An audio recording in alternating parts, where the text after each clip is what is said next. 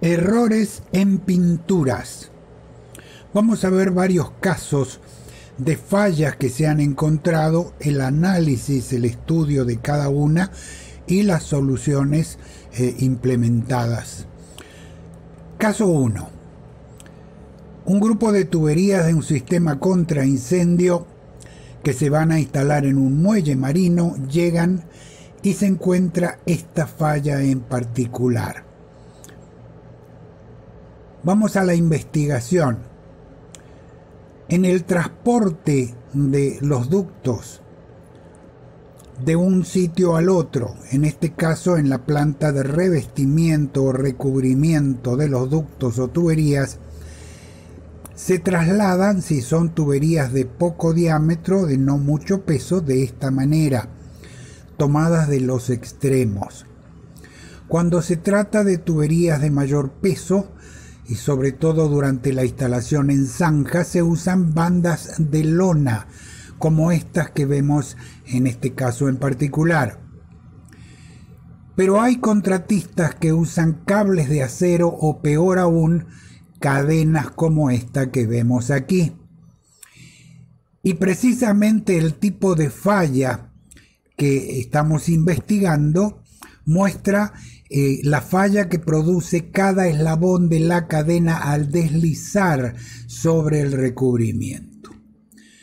Conclusión de esta investigación: hay un error de manipulación. Se debió haber usado bandas de lona, pero cuidado, también falta de inspección. No había personal de la empresa controlando que se hiciera apropiadamente. ¿Cómo se repara?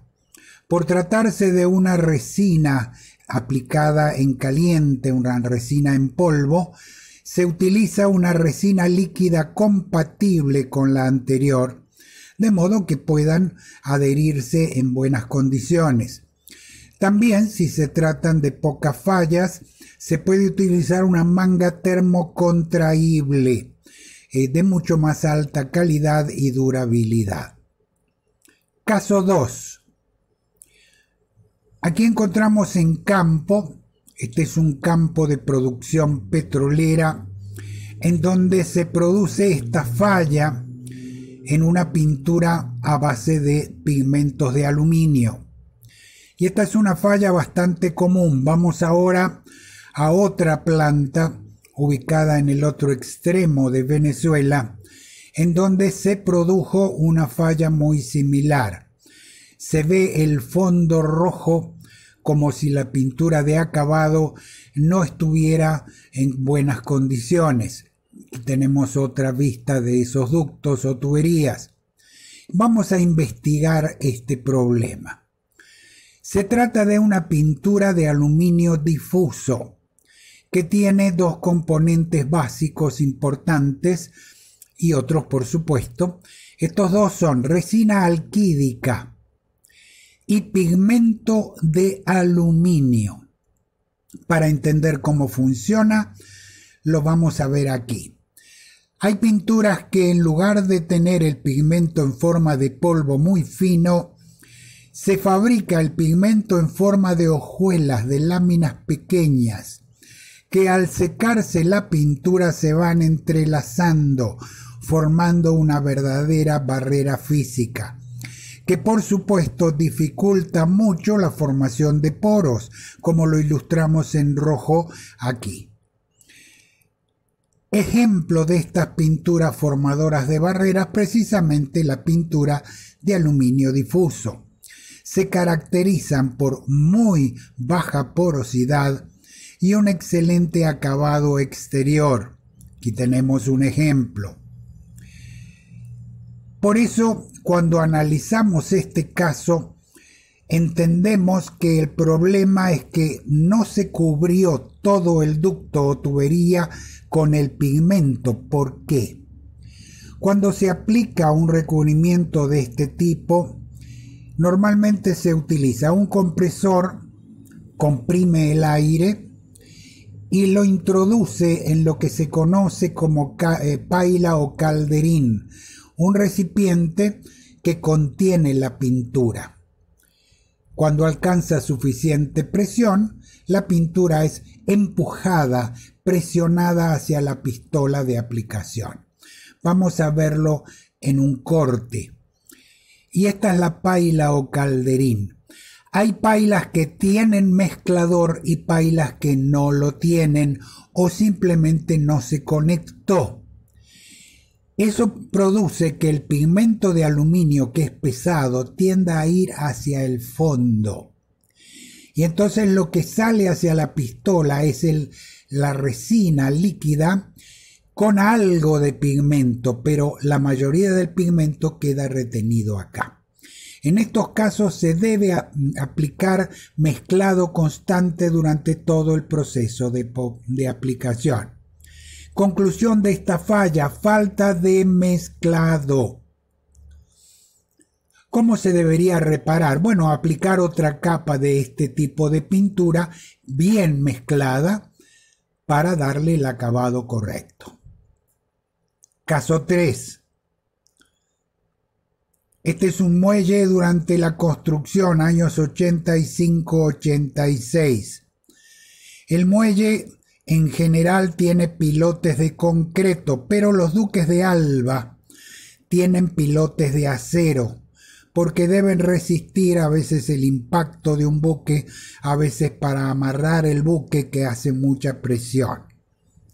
Muy bien, aquí se empezó la construcción y la sorpresa es que algunos de los pilotes, como vemos en esta fotografía y lo estamos señalando, se está corroyendo en la zona de salpicado, en tanto que los otros no. En el caso del mismo muelle, también en general los pilotos se ven bien excepto uno de ellos. Vamos a investigar por qué.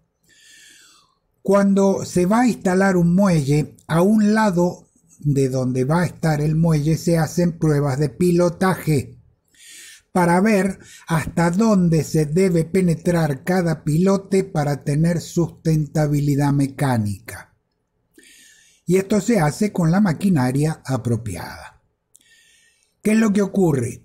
Cuando se instalan estos pilotes de prueba a un lado de lo que va a ser el muelle original, se determina la zona de salpicado o zona de salpique, que es la zona entre la marea mínima y la marea máxima.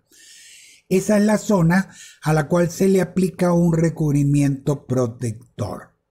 Pero ¿qué es lo que ocurre? Cuando se construye el muelle, se instalan muchos de estos pilotes y alguno de ellos puede hacer contacto con una roca que está en el fondo, con lo cual la parte protegida con el recubrimiento queda por encima del agua. Conclusión. Bueno, son rocas en el fondo. ¿Qué debemos hacer para reparar? Bueno, la reparación requiere una limpieza de la parte oxidada y se pueden aplicar unas cintas de cera de petróleo que repelen el agua o el sistema multicapa. Dos soluciones prácticas que se pueden aplicar en sitio.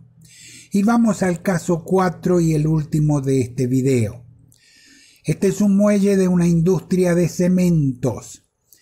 Y vemos que los ductos o tuberías se ven bien, pero hay puntos donde se produce óxido que va llorando sobre el ducto. La investigación nos lleva a refrescar un conocimiento que tiene que ver con cálculo de probabilidades. Cuando se aplica una capa de pintura o recubrimiento sobre un metal, inexorablemente va a haber poros, de modo que la probabilidad indica un 100% de poros probable. Por supuesto, en el caso de las pinturas a base de hojuelas formadoras de barreras, esto no aplica. Si aplicamos una segunda capa de pintura, la probabilidad que un poro de la segunda coincida con el poro de la primera tiene una probabilidad todavía alta, un 10%. Bueno, ¿qué pasa si aplicamos una tercera capa? Aquí la probabilidad de que coincida un poro de las 3 capas es menor al 0,1%. De modo que cuidado cuando algún fabricante de pinturas le diga no hace falta aplicar varias capas. Hay pinturas de alto espesor que en una sola capa protegen. Falso, porque la probabilidad de poros en una sola capa es muy alta. En este caso, la falla se produjo por falta de capas de pintura. Posiblemente aplicaron un fondo y un acabado nada más. Reparación, hay que limpiar ese óxido, por supuesto. Puede ser por cepillo mecánico o lijado. Y aplicar una capa o dos de pintura para poder proteger.